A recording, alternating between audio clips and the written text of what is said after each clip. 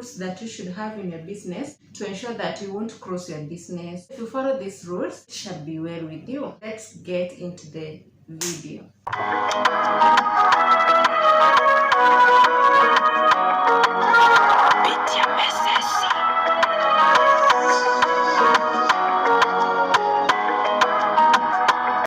Hey everyone, welcome back to my YouTube channel. I'm Zippy.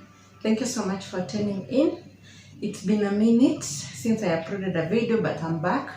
And this time around, I'm back in business matters. And the topic I have today is about business finances. And I have done my research and I have noted that many people are closing down businesses.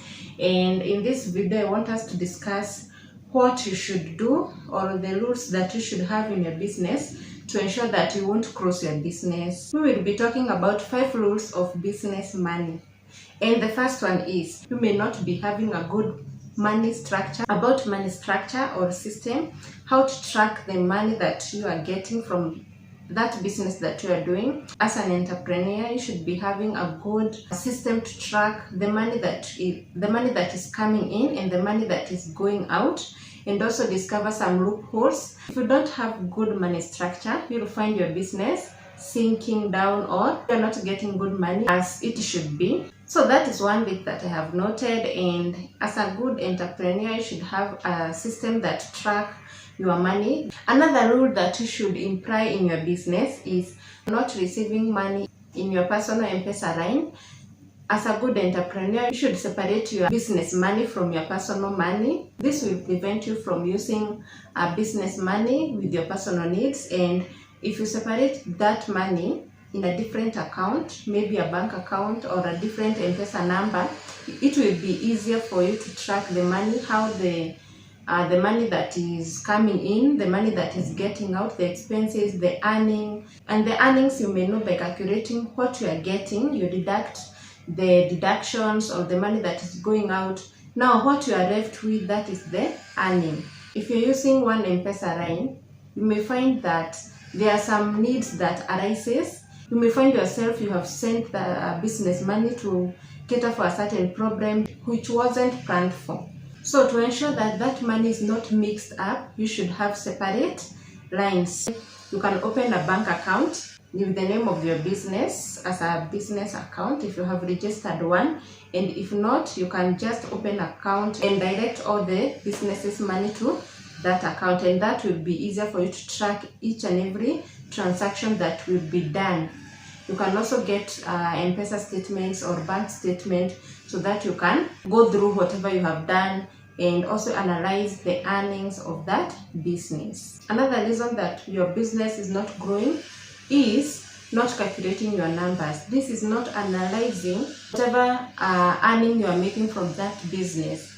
Maybe you have different products. You may find someone is selling bags, clothes, and also shoes. So if you're not calculating the money that you are getting on a certain product, you may get yourself, maybe a certain product is not bringing a good money, and you may find your business not growing because you have a lot of dead stock. As a good business person, you should sit down and analyze which product is selling, which product is good in that market, which product is being bought in good quantity by your customers. And by this, you will concentrate on that particular product that is bringing you much income. So if you don't concentrate on the numbers, this is, I mean the money that you're making from that business that you have, you may find yourself not growing. And the earnings you calculate by calculating the money that is coming in and the money that is coming out, or the deductions. Now whatever you are retaining after all that math, that is the earning of that business. Another problem that affects businesses is borrowing or the debts. If you have bad debts in your business, you may find that your income or the money that you are getting from that business, it may end up paying interest for the loans, or maybe your things are being taken by the bank people because you are unable to pay their loan. Especially if you are starting a new business, it is recommended, or I may recommend, you don't take a loan to start a new business. This is because maybe that business you are not aware of how it will do in that how it will do, whether maybe you have not done a good research about that business, and here you have taken a loan to cater for that.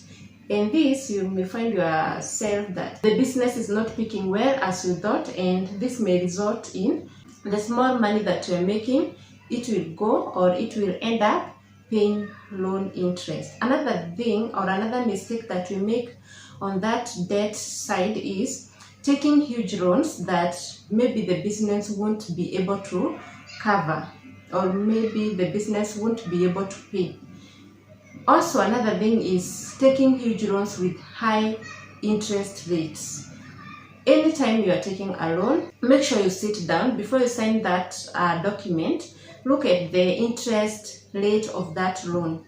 You may find that other banks, they give loans with a high rate, maybe a 20% rate, and others, you may find that there are others like SACCOs, they give with 1% per month with the reducing balance. So it is always wise to look at where you can save, or where the interest is not that much, because if you take a huge loan with high interest, you may find yourself paying more money than you took. So it is very important for a business person to first of all analyze the interest rate before taking such loans. And also, I have said, if you are taking a loan for a new business, you should be very keen. You better save for that business other than taking loan.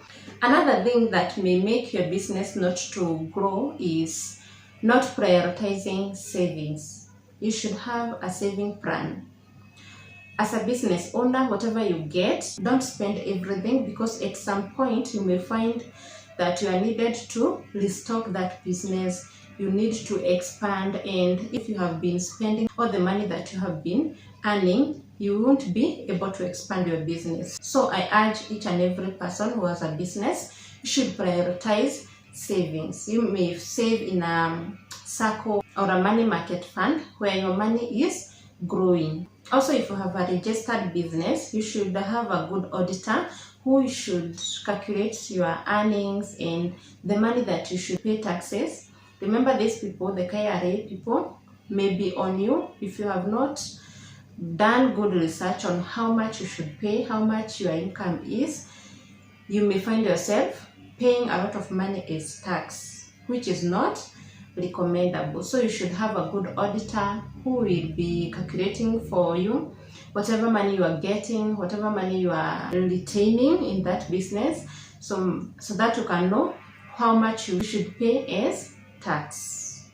With that, I hope you have learned something. Thank you so much for watching. Let's meet in our next episode as we continue learning about business.